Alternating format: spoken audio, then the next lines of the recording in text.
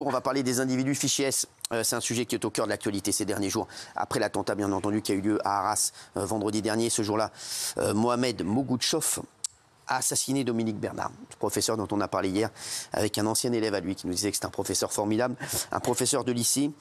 Il a blessé donc 3 autres personnes après une attaque au couteau. Cet homme d'une vingtaine d'années né en Russie est arrivé en France en 2008. Il était fiché S et suivi par les renseignements, ce qui n'a pas manqué d'ouvrir les débats sur le traitement que la France porte aux individus fichés S. Pour répondre à toutes nos questions, et d'ailleurs la question je vais vous la poser, doit-on expulser les fichés S étrangers? Doit-on les expulser? Oui, non, vous répondez également chez vous. Pour répondre aussi avec cette question, on a Camille Chaise, qui est exceptionnelle, qui est la porte-parole du ministère de l'Intérieur.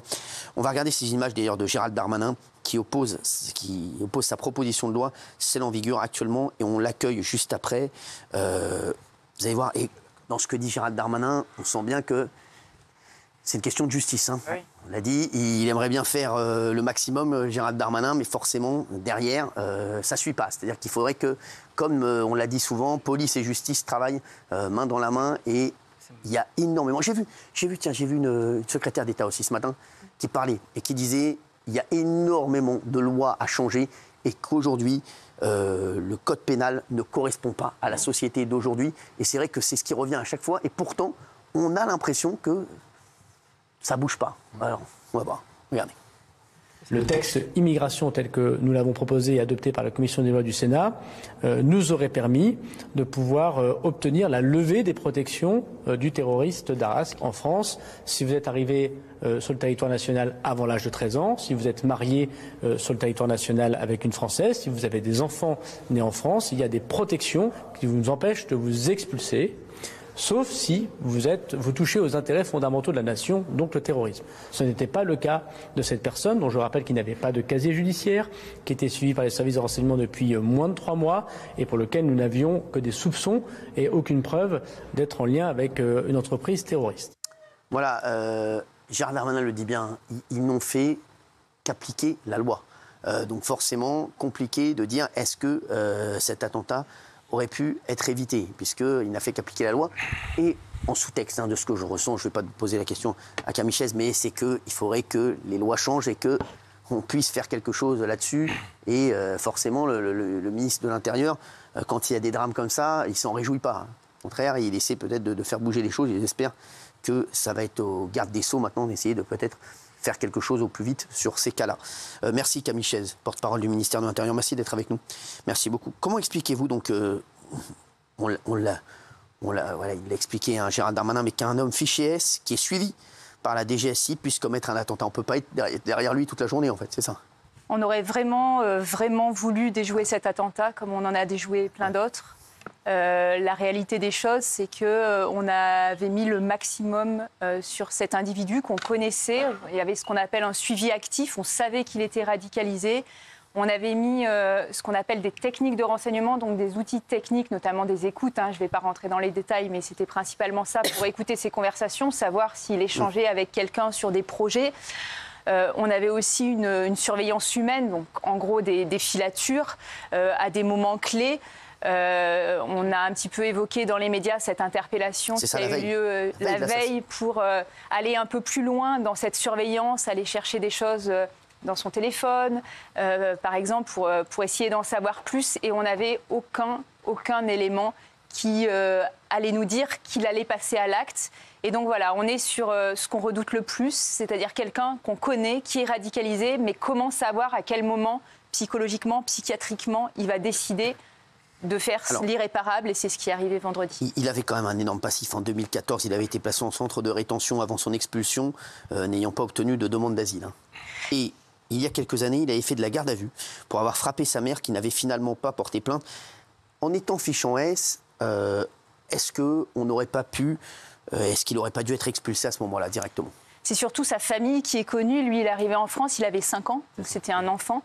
Mais sa famille était connue. D'abord, son père, qui était très connu. Son père, on a réussi à l'expulser en 2018. Après, je vais vous épargner tout ça, mais après, tout un tas de demandes d'asile, de recours, de sollicitations devant une commission de recours. Enfin, c'est une procédure vraiment très, très complexe en matière de droit des étrangers. Donc, le père, on arrive à l'expulser pour de l'islam radical.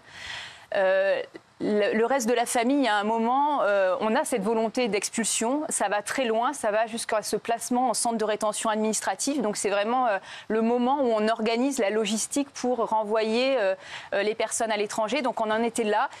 Et il y a des manifestations qui sont dans leurs droits et avec leur logique militante, qui font pression sur le politique, le ministre de l'Intérieur de l'époque, Manuel Valls. Et donc, il y a une marche arrière et cette famille n'est pas expulsée. Et puis après, l'enfant grandit, il devient majeur, il refait des demandes d'asile, etc., etc. À un moment même, on voulait aussi expulser la mère, mais là, cette fois-ci, on n'a pas eu le laissez-passer consulaire avec la Russie, parce qu'après, il y a des questions diplomatiques. Donc bref, il n'y a pas eu une histoire aussi, une association qui a voulu que la famille ne soit pas expulsée? Si, mais les associations, vous savez, c'est leur, ils sont dans le droit des étrangers, ils les aident dans leur recours, c'est aussi leur manière de voir les choses.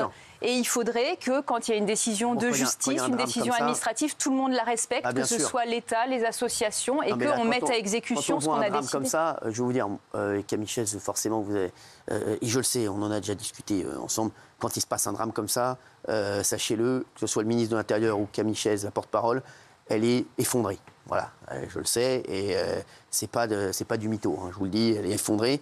Et là, sur un truc comme ça, c'est vrai qu'à un moment aussi, il faut que tout le monde respecte les décisions. Je suis désolé, à un moment, quand il y a une décision, on ne prend pas une décision pour rien. Voilà, donc forcément, les associations, ils font un travail exceptionnel. Mais là, il faut respecter les décisions. Je suis désolé. Quand il y a une décision qui est prise sur des individus, de tels individus, c'est que derrière, il y a eu une enquête. Et la décision, elle ne tombe pas de n'importe où. La décision, elle a été...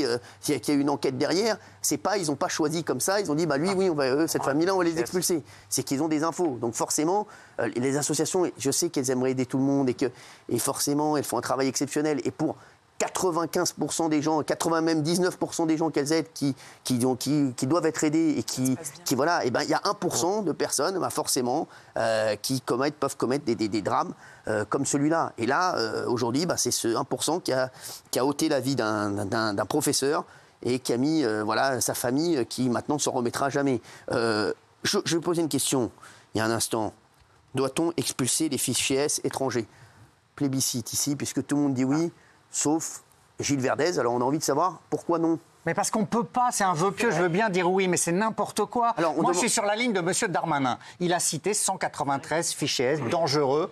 Oui, aujourd'hui, il a parlé de 11 personnes russes. Oui, mais même ceux-là, Cyril, on ne pourra pas les expulser parce qu'il n'y aura pas de laissez-passer consulaire, parce qu'il y a la Convention européenne des droits de l'homme. C'est impossible d'expulser. On n'arrive pas. C'est l'Algérie, le Maroc, la Tunisie, la Russie, on ne peut pas expulser là-bas. Mais on ne peut pas, donc c'est pas la peine de dire oui. Il a raison. Oui, mais on te demande toi ton avis à toi. Mais moi non, parce que moi je suis légaliste. Si, regardez les Russes. Aujourd'hui, M. Darmanin, il dit il y a 11 Russes, il a cité. Mais ces Russes, comme il n'y a plus de lien avec la Russie, on va les expulser vers où? Nulle part. Justement, Camille Chaise, elle peut nous répondre. Oui. Justement, je pense qu'on est tous d'accord au fond. Doit-on expulser les fichiers S? Oui, on doit. Après, comment on s'y prend? Là, dans notre fichier des radicalisés, il y a 5000 personnes. Oui. Il y en a 500 qui sont étrangers en situation irrégulière. C'est ces 500-là qu'on cible prioritairement. Il y en a la moitié, en gros, ils sont déjà en prison. Donc c'est à la sortie de prison où on essaiera de les renvoyer. Il y en a qui sont déjà dans les centres de rétention en attente d'éloignement. Et il y en a quelques-uns qui sont assignés à résidence, donc qui sont surveillés et qui ne peuvent pas quitter leur lieu. Après, comment on les renvoie? Il y a ces laissez-passer consulaires. Pour ce qui est de la Russie, Gérald Darmanin, il a décidé que même s'il y avait une guerre depuis plusieurs mois, plusieurs années maintenant, entre la Russie et l'Ukraine, on allait reprendre les relations diplomatiques avec la Russie sur ce point précis. Et il y a 11 personnes nominatives qui ont été ciblées et on est en discussion avec la Russie sur ce point précis, nonobstant la guerre en cours. Donc on peut, et par le passé, par exemple, on a eu des fois des mesures de rétorsion à l'endroit d'autres pays, par exemple, limiter les visas. Dans la négociation en fait diplomatique avec les autres pays, dire si vous reprenez pas ces personnes dangereuses, qui sont vos ressortissants, nous on vous donne pas de visa pour des étudiants ou des jeunes travailleurs qui veulent venir en France. Donc il y a quand même des relations diplomatiques à avoir, mais là où je suis d'accord avec vous, c'est que c'est du cas par cas, ça demande une énergie folle, mais c'est aussi ça la souveraineté des États. On ne peut pas imposer à un État un ressortissant s'il ne le reconnaît pas. Il a sa souveraineté, il a son espace. Et ça ne marchera que si on arrive à réaliser cette relation diplomatique. Et c'est ce à quoi on s'attelle de nouveau, notamment avec la Russie. Alors justement, on sent en ce moment que le climat est extrêmement tendu.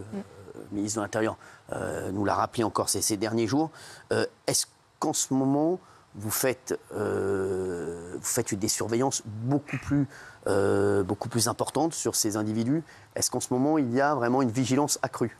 Déjà, ce que nous a demandé le ministre de l'Intérieur, c'est de passer au peigne fin tous les radicalisés, notamment les radicalisés étrangers. Donc aujourd'hui, c'est tenu dans toutes les préfectures des réunions avec les services de renseignement, donc la DGSI dont on a beaucoup parlé, les services de renseignement territorial, aussi d'autres services de renseignement comme le renseignement dans les prisons, en milieu pénitentiaire. Il y a eu ces réunions qui sont tenues aujourd'hui partout en France, dans tous les départements, sous l'égide des préfets et avec les procureurs de la République. Moi, j'étais tout à l'heure dans le Val-de-Marne et Madame la préfète avait une liste de presque une centaine de personnes et un par un, ces personnes, les situations de ces personnes ont été évoquées et à chaque fois la question c'est est-ce que cette personne elle est étrangère en situation régulière?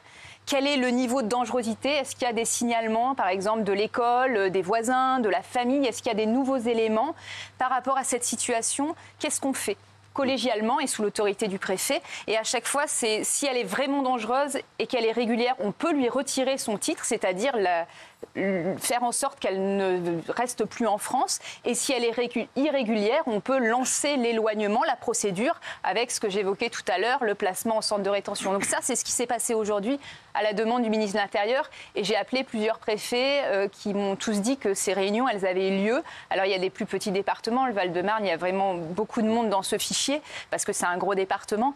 Mais ça a été le cas aujourd'hui partout en France. Et c'est comme ça, au cas par cas, avec aussi une grande justice. Il ne faut pas faire d'amalgame. Il y a aussi parfois des faux signalements. Il y a des personnes qui peuvent avoir un esprit de vengeance en disant Monsieur X, il est radicalisé. Donc il faut vraiment faire un travail sérieux là-dessus. On a vu, pour citer que cette histoire, enfin je vais citer deux histoires, on a vu cette dame qui avait dit salam alaikum et qui s'est retrouvée en garde à vue. Donc il faut être très sérieux avec tout ça et partager aussi. Après, il n'y en a qu'un qui décide, c'est le préfet et le ministre de l'Intérieur. Et quand on décide quelque chose, il faut y aller et être efficace dans la décision qu'on prend. Il y a un attentat, mine de rien, une attaque qui a été déjouée le jour aussi. À Limay. Puisqu'on a attrapé un individu avec des tenants à couteau, qui avait des vidéos qui étaient très compliquées. Et la propagande djihadiste. Voilà. Ouais. Et justement, Camille, j'ai une question, parce que cette personne-là, elle a été interpellée et elle va être jugée pour détention d'armes. 6 mois. Exactement. 6 mois. Quand la police fait son travail et rentre au commissariat et dit c'est incroyable, on a déjoué certainement un assassinat, un attentat, peut-être une tuerie importante. Et qu'ils apprennent, et ils le savent d'ailleurs un jour ou 2 jours après, que cette personne va être juste jugée pour détention d'armes. Est-ce que vous ne dites pas à un moment, et c'est pas vous, c'est pas de votre ressort, mais est-ce qu'à un moment, il n'y a pas des lois qu'il faudrait revoir, même pour améliorer le travail des policiers? Je vois des policiers tous les jours qui me parlent à chaque fois dans la rue, je vous jure, Michel, ils m'arrêtent, ils me disent tiens Cyril, on n'en peut plus, on est fatigué, je sais que vous le savez aussi, on a des cadences infernales. Et en plus, on n'est pas aidé parce que, qu'est-ce qui se passe? On va aller chercher des gars, on va les mettre, on va les interpeller, et 2 jours après, ils vont être dehors, on va devoir aller les rechercher. À un moment, si on n'est pas aidé par la justice, on peut rien faire. Et c'est ce qui ressort énormément. Et dans le discours du ministre de l'Intérieur, on a senti aussi la volonté de dire je peux faire tout ce que je veux et je fais un travail. Et je le dis, le ministère de l'Intérieur, je vous promets, je pense que ils travaillent comme des fous et ils essaient de faire le mieux. Mais à un moment, on a l'impression que Gérald Darmanin dit j'ai besoin d'être aidé parce que sinon je peux pas. Moi j'ai aimé, il y a 2 jours, il a dit plein de fois il y a des choses que je ne peux pas faire parce que derrière ça suivra pas. Donc est-ce que c'est envisageable ça ou pas? Il ne faut pas, à mon avis, opposer la justice et la police, parce qu'objectivement, on travaille main dans la main. Ce qui est sûr, c'est que des fois, pour les policiers, mais avant tout pour les victimes, de voir la sanction pénale peut-être pas à la hauteur de leur espérance, ça peut être difficile. Après, nous, là, ce qui est de notre ressort et ce qu'on cherche à faire, c'est d'améliorer la chaîne, c'est-à-dire une fois qu'on sait par exemple que la personne, elle écope 1 an de prison, qu'elle va sortir de prison, à ce moment-là, il ne faut pas la laisser partir dans la nature, il faut organiser un suivi. Si on n'a plus de moyens judiciaires, eh ben, il faut mettre en place des moyens administratifs de renseignement pour continuer à la suivre. Si on estime qu'elle a purgé sa peine judiciaire, c'est comme ça. Par contre, il ne faut pas la lâcher et la laisser dans la nature. C'est plutôt là-dessus qu'on travaille. Mais après, c'est toujours possible d'aggraver les sanctions, c'est-à-dire de dire la personne, elle risque pas 6 mois, elle risque 1 an ou elle risque 2 ans de prison.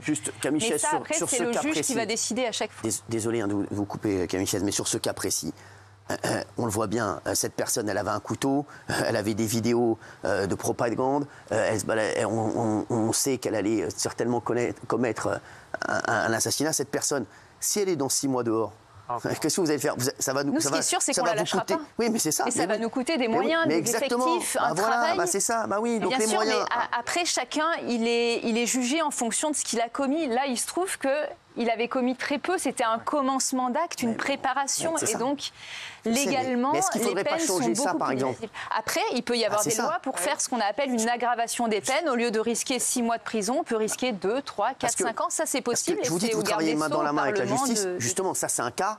Je suis désolé, cette personne-là, tous ici, et chez vous aussi, vous n'avez pas envie de la retrouver dehors dans 6 mois. Et pour vous, c'est un travail titanesque. Parce que vous allez devoir aller lui mettre quelqu'un au cul toute la journée. Nous, c'est plus de 10 personnes comme ça. Une personne qu'on doit suivre en suivi régulier, c'est plus de 10 agents qu'il faut. Agents de renseignement, policiers de terrain. Vous rendez compte le budget ? Et donc, on priorise aussi, c'est ça la vérité. On va aller chercher le haut du spectre, les personnes les plus dangereuses, pour mettre nos moyens de renseignement humains et techniques sur ces personnes-là. Parce que même si on est 300 000 au ministère de l'Intérieur, il y a un moment où on a des moyens limités. Parce que ce que vous dites, Camille Chaize, c'est que cette personne, quand elle va sortir dans 6 mois, vous allez l'attendre. On va la suivre. On la lâchera pas, on sera mobilisé derrière elle avec les moyens de renseignement. Il aurait mieux fallu vous laisser un peu plus de temps et dire elle sortira dans 2 ans, à la limite. Voilà, mais bon, dans 2 ans, c'est pas beaucoup mieux, mais au moins, on gagne 1 an et demi. Ce suivi des sortants de prison, ça n'existait pas avant les attentats 2015-2016. On l'a vraiment mis en place à l'issue parce qu'il y a des gens même qui ont commis des faits graves qui vont ressortir après 10 ans de prison. Par exemple, c'est des gens jeunes parfois et donc ils peuvent avoir 40, 50 ans et la déradicalisation, on sait qu'elle est complexe, ça marche des fois. Et des fois, ça échoue totalement. Donc, on sait qu'il y a des personnes qu'on ne va jamais lâcher et qui vont nous mobiliser pendant de très, très longues années. Justement, Mohamed M., donc la personne qui a commis cet attentat à Arras, à votre avis, elle va sortir un jour? Pardon, à votre avis, elle va sortir un jour? Bien sûr. Ce serait fou. Parce qu'elle est très jeune. C'est le problème avec les très jeunes personnes. Parce que même si elle prend 30 il y a une réclusion, parfois une réclusion à perpétuité, ça existe encore. Bien sûr. Après, ça, c'est vraiment des décisions des juges aussi. Et puis, les personnes peuvent aussi changer. Mais ce qui est sûr, c'est qu'il faut qu'il y ait une peine lourde. La déradicalisation, ça existe aussi dans 20 ans, dans 30 ans. Après, je vais vous dire, moi après Camille, et vous avez raison de dire ça, c'est vous qui avez raison, mais moi, je ne vais pas dire ce que j'en pense. Mais je suis désolé, je n'ai pas envie de voir cette personne dehors, ni dans 30 ans, ni dans 40 ans, ni dans 50 ans. Et je pense que la famille du professeur non plus, ni toutes les personnes qui ont été attaquées par ce terroriste. On va se retrouver dans un instant. À tout de suite. On se retrouve.